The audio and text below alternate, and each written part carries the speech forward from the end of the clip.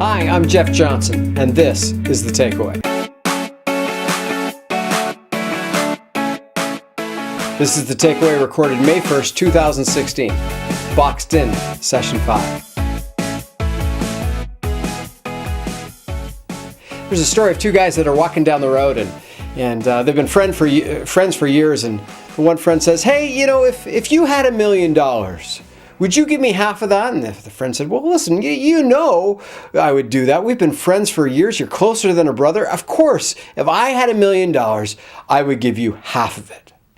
Well, the one guy thought about that for a few moments, and then he said, "Well, if you had $1,000, would you give me half of that?"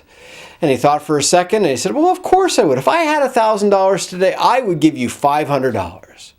Well, the other guy thought about that for another moment and said, "Well, if you had 2 horses," and the guy stopped and said, "Hey, wait a second, you know I have 2 horses."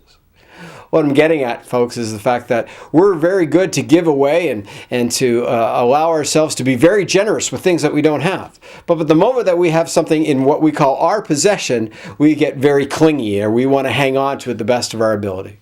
What I want to talk to you about today is not allowing culture to box you in. Because you see, culture is absolutely tied to money. And when we go about our life consumed by culture and consumed by what we have or don't have, it really makes life difficult. As a matter of fact, money determines where you live.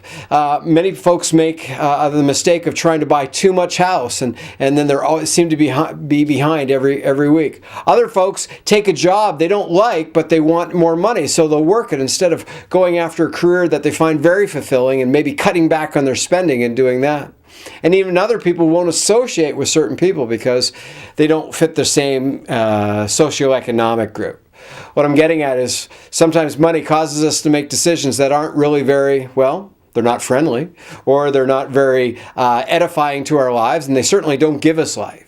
But you see, when we begin to understand that God has given us very real direction in regard to money, then we can find absolute freedom. Now, many people think the church is always talking about money, but we have to know that money is a very huge draw and is a huge pitfall for many people. And if we don't have a proper understanding of how to handle money God's way, then we're always going to struggle. See, God wants you to have freedom. God wants you to be able to move forward with confidence. But when we allow ourselves to obsess or become consumed with what we have and trying to retain or trying to get to some place where, it just seems really tough and it's going to cost us a lot of money, what it really does, it takes our eyes off what God wants to do in the kingdom. As the pastor of this church, I don't want anyone to be so consumed that they miss out on what God wants them to do. When we're so busy pushing for something because we think that's going to make us happy, but at the same time, we don't have enough time to serve the Lord in the capacity or serve in our church or even give in such a way. I've met some folks that are that have such collections of things, but when it comes time to give, they go, "Well, I don't have any to give at this time." And yet their life is filled with so many things and objects and everything else that really it won't matter in the grand scheme of things.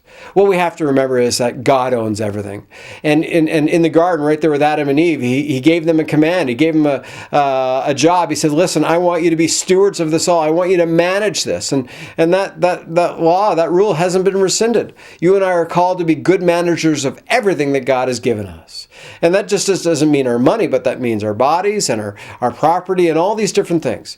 You see, God really does have great plans for us, but when we allow culture to pull at us and when we're always trying to attain something else and get that and everything else, then we really lose focus on what God wants us to do.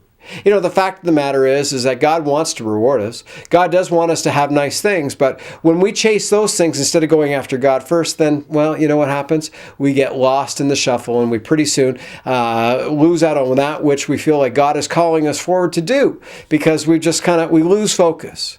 When you see an Olympic athlete, we know that they've trained hard and they've sacrificed and they've moved forward, and then eventually they get that satisfaction of being able to compete, and some of them win. And you know what? The same is true in regards to culture and money. When we control it instead of allowing it to control us, there comes a point in our life where we're able to experience it and we're able to come along and do something very significant with it, all because we were disciplined at a time earlier in our lives. Folks, I don't want money or the lack of it to box you in your life. I want you to live in freedom, and I want you to live in a place where you know that you are called to be a good steward of everything. And just like the parable out of Matthew chapter 25, we want to hear, well done, good and faithful servant. And we want to be able to be recognized because we have done what God has asked us to do, and we will be rewarded accordingly. So folks, don't allow culture to box you in, and in turn, allow your life to give generously. Thanks for tuning in this week to The Takeaway.